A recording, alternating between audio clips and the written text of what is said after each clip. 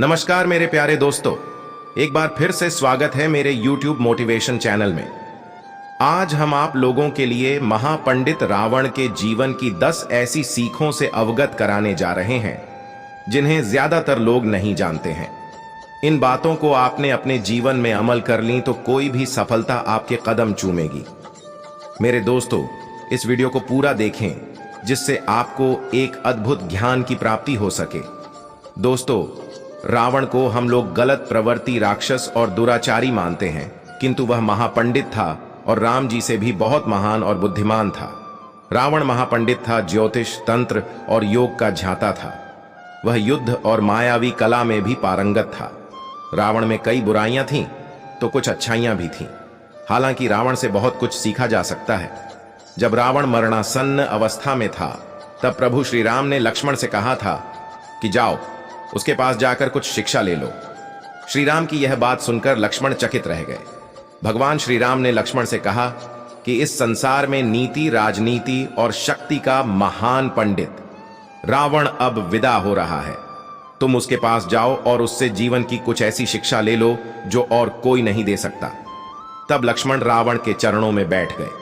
लक्ष्मण को अपने चरणों में बैठा देख महापंडित रावण ने लक्ष्मण को 10 बातें बताईं जो कि जीवन में सफलता की कुंजी है। ये रही रावण के जीवन की महत्वपूर्ण 10 बातें। नंबर 1, शुभस्य शीघ्रम। पहली बात जो लक्ष्मण को रावण ने बताई वह यह थी कि शुभ कार्य जितनी जल्दी हो कर लेना चाहिए और अशुभ को जितना टाल सकते हो टाल देना चाहिए, अर्थात शुभस्य शीघ्रम।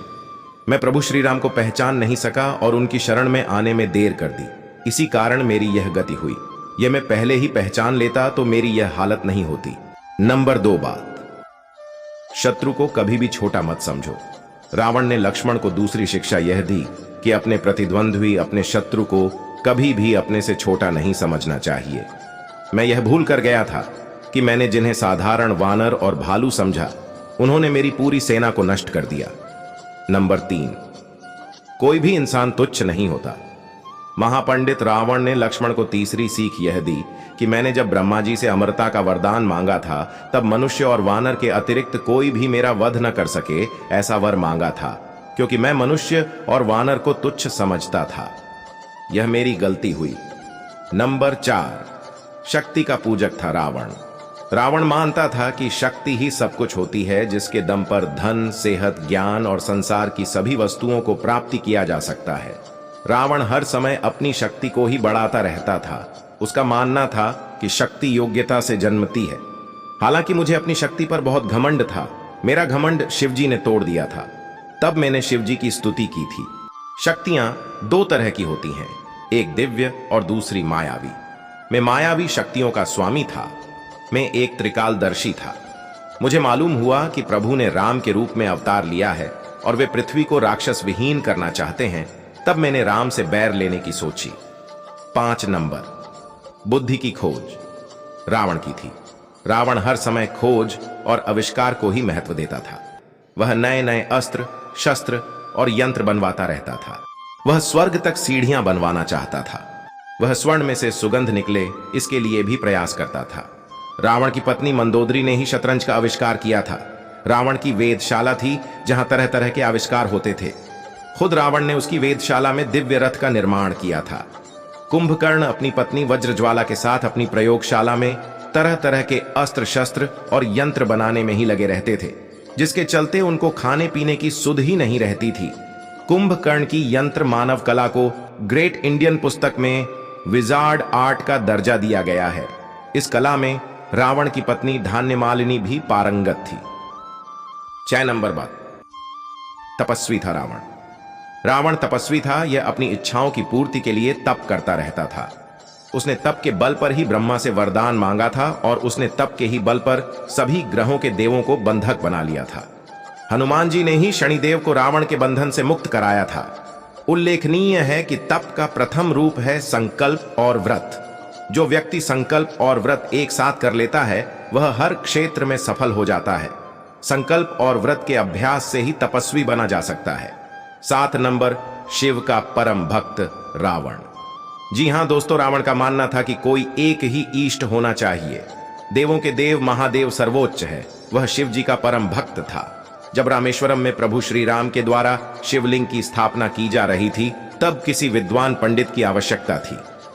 बहुत खोज करने के बाद पता चला कि रावण से बड़ा पंडित और विद्वान दूसरा कोई नहीं है।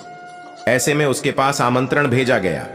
चूंकि रावण शिव भक्त था, इसलिए उसने अपने शत्रुओं का भी आमंत्रण स्वीकार कर लिया था। हालांकि इस संबंध में और भी कथाएं प्रचलित हैं। नंबर 8 बात। आयुर्वेद का जानकार था रावण। रावण कवि, संगीतज्ञ, वेदज्ञ होने के साथ साथ वह आयुर्वेद का जानकार भी था। रावण को रसायनों का भी अच्छा खासा ज्ञान था। माना जाता है कि रसायन शास्त्र के इस ज्ञान के बल पर उसने कई अचूक शक्तियां हासिल की और उसने इन शक्तियों के बल पर अनेक चमत्कारिक कार्य संपन्न कराए। हर व्यक्ति को जड़ी और आयुर्वेद का ज्ञान रखना चाहिए, क्योंकि जीवन में इसकी उपयोगिता बहुत होती है। नंबर 9। लगन का पक्का था रावण।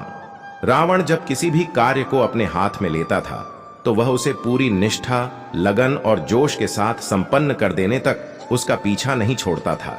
यही कारण था कि वह अनेक तरह की विद्याओं का झाता और मायावी बन गया था। वह अपनी इस ताकत के बल पर ही संपूर्ण धरती पर राज करने का सोचने लगा था। उसने कई युद्ध लड़े, अभियान चलाए और निर्माण कार्य किए। यदि व्यक्ति में किसी कार्य को करने के प्रति लगन नहीं है, तो वह कोई भी कार्य जीवन में कभी भी पूर्ण नहीं कर पाएगा।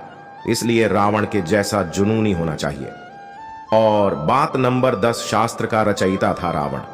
रावण बहुत बड़ा शिव भक्त था। उसने ही शिव की स्तुति में तांडव श्लोक लिखा था।